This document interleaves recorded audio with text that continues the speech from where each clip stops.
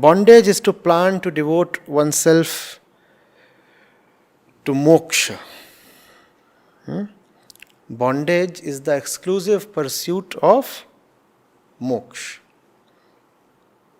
The student does not know what to say, where to stand, whether to exist at all. The teacher is telling him the very pursuit of moksha is bondage. And he says, what have I come to you for then? I have come to you to gain moksha, and you are saying the very pursuit of moksha is bondage. Yes, it is. The moksha that the ego desires is nothing but an extension of the ego. The liberation that bondage craves for is nothing but another dimension of bondage itself. Bondage has no business, no right asking for liberation. The only honest act permissible to bondage is self-observation. Bondage is bondage because it does not know itself. Bondage is bondage because ignorance is bondage. Bondage does not know itself, and someone who does not know himself has no business asking for this or that or others. If you do not know yourself, how do you know liberation? You are not smart enough even to know yourself. But you know the name of the utmost thing possible.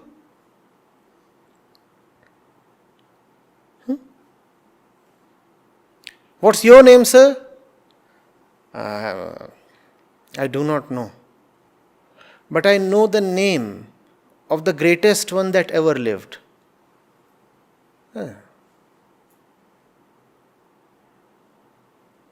Are you a fool, or do I look like a fool? You do not know your own name, but you are telling me that you are sensible enough to first of all determine who is the greatest one that ever can be, and secondly, you are knowledgeable enough to know his name. Had you really been so smart, would you not have known firstly your own name? That's the problem with ego. It does not know itself, but it thinks it knows liberation. Not only does it think that it knows liberation, it can talk about liberation in great detail. That gives the ego so much pleasure. It sings of liberation. It can write entire novels on liberation, many volumes. It can create wonderful, colorful documentaries on liberation. About liberation, it pretends to be a specialist. About liberation, the ego thinks it is a specialist. About itself, it is completely naive, knows nothing. And that is the reason why the ego's concept of liberation must be brought down. Liberation is one thing. Ego's concept of liberation is a totally different thing. And the difference between these two is the difference between bondage and liberation. Are you getting it? We know ourselves not. But we think we know very well what will be best for us.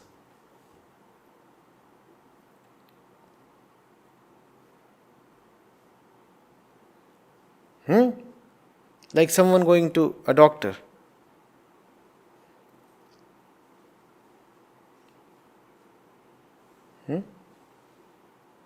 And the doctor says, right, so what is your name? That's usually the first thing that the doctors write on the prescription. What do they ask for? The fellow says, my name I know not. All right. What's your age? That's the second thing that doctors usually ask for. The fellow says, my age I know not. What's your weight? That I know not. Then the doctor, puzzled, looks at the patient's face. And the patient says, why are you ogling at me? Simply prescribe ibuprofen. I know the medicine that would work on me. That's the student of the common student. That's the situation of the common student. What's your name? What's your weight? What's your age? I know not. But I know what is best for me. The patient is telling the doctor, here is the medicine that would be best for me. Why don't you simply jot it down? That's how the ego behaves. That's why the role of the right teacher is to not entertain the ego with fancy stories about liberation, but to bring the ego down to earth.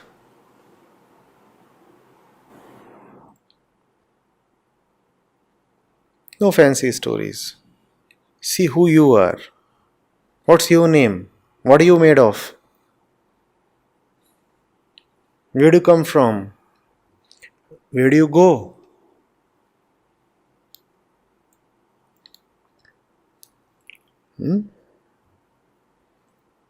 That's the role of the teacher.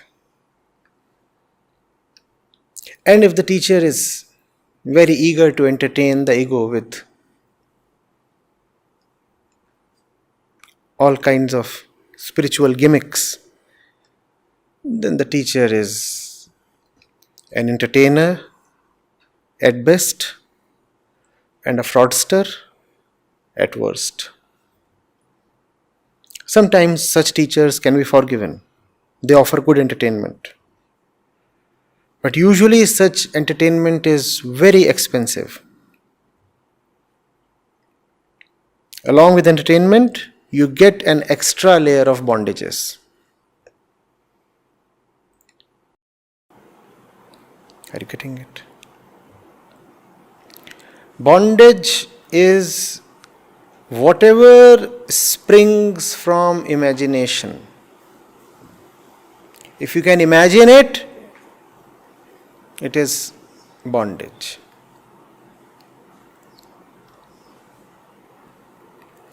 Needless to reiterate, the truth is not an object to be imagined. If you can imagine it, you can talk of it. If you can imagine it, the imagination itself is an experience. So you can experience what you are imagining. Imagination can give you some pretty strong experiences. Right? We know that. So basically, the teacher is saying, whatsoever you can experience is really bondage.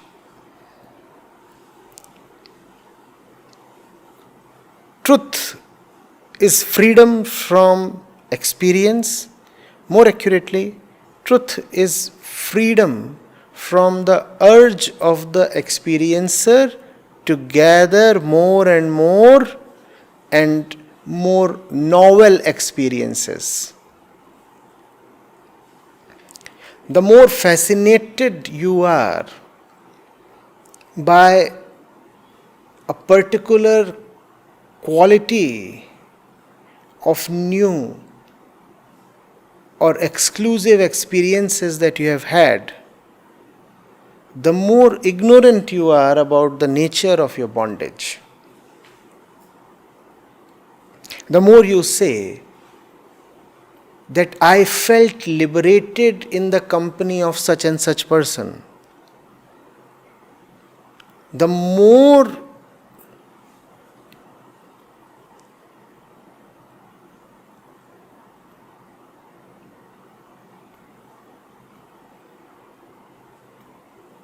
servile you are to that feeling.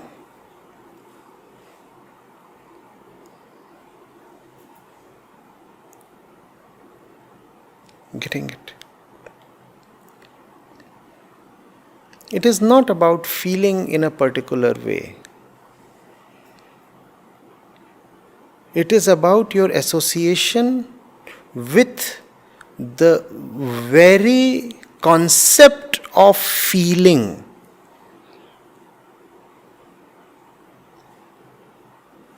If you feel great and you call it liberation, or if you feel liberated and you call it liberation, then you know neither liberation nor the nature of feeling itself.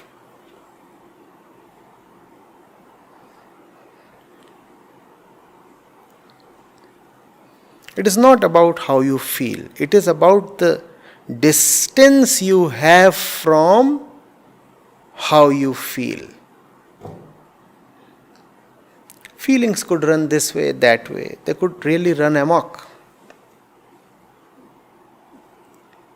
Does it mean that there is no difference between the feelings of the spiritually evolved one and the spiritually immature one? No, there is definitely a difference. But that does not mean that the spiritually evolved one allows his evolved feelings to matter to him.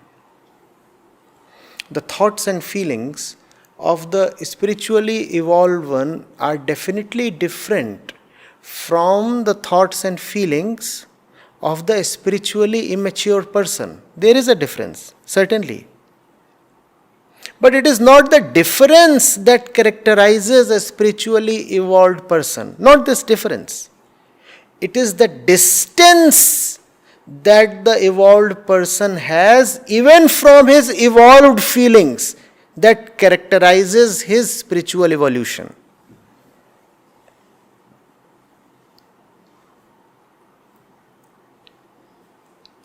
So the spiritually unevolved person, first of all, has very raw and juvenile thoughts and feelings.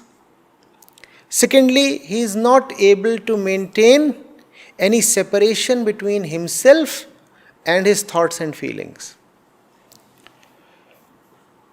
On the contrary, the spiritually evolved person has evolved thoughts and feelings, but still he does not identify with them, knowing fully well that evolved or unevolved thoughts and feelings are just thoughts and feelings.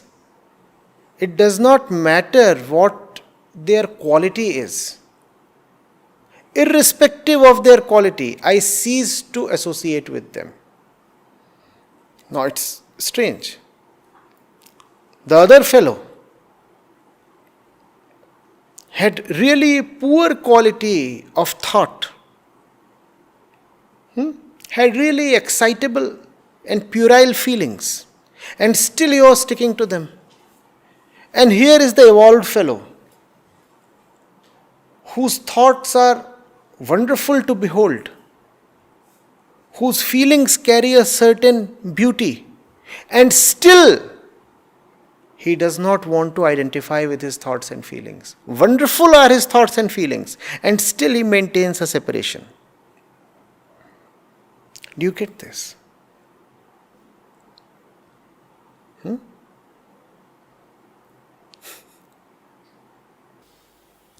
Acharya, in the last verse that you discussed, you said that the one who is spiritually matured has a certain distance from his evolved feelings. So is this distance something which has been deliberately created or practiced, or it just happens on its own? Feelings are evolved only when you have a distance from them. Otherwise, feelings won't evolve. Feelings would remain raw, amateurish. So it's not as if there are great feelings that you want to really hug, but you want to practice at the same time the discipline of distancing yourself from the feelings. How else would your feelings reach maturity? The feelings reach maturity when you dissociate, detach yourself from them. Thoughts not burdened by the I are the best thoughts. Those thoughts can even aid in liberation. But when at the center of all thoughts lies I, or the urge to self-defense, then thought is nothing but a burden. What do you think? The liberated one cannot think? So you for sure can have thoughts that really do not come from your little petty personal center. It is possible to think without the personal center. Similarly, it is possible to feel without the personal center. If you read the life stories of the saints, you might get an impression that many of them are quite emotional. So they indeed were people of great feeling. They used to feel much more than the usual person.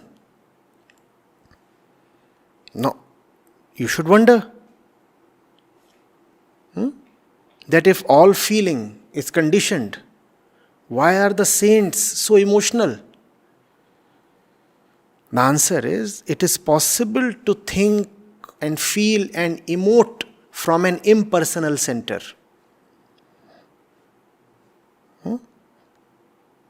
You can have tears, you can cry buckets without crying for yourself. So there is emotion without the need for self-preservation. You can think a lot without the intention to protect yourself or enrich yourself or further yourself. Now this really is called free thinking.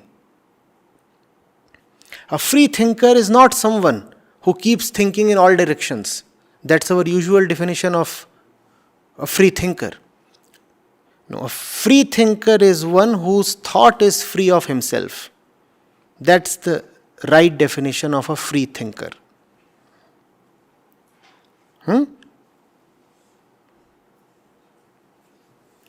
All the people in universities and all the intellectuals, they are not necessarily free thinkers. Even if they think copiously, and they do, they're just thinking. It's not about how much you think, right? It's not even about how freely you think. It's really about whether your thought is free of yourself. That's free thinking. Same with feeling.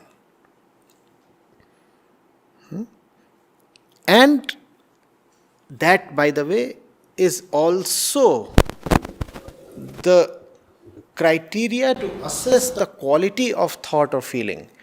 What is meant by high quality thought? Thought that is free of yourself.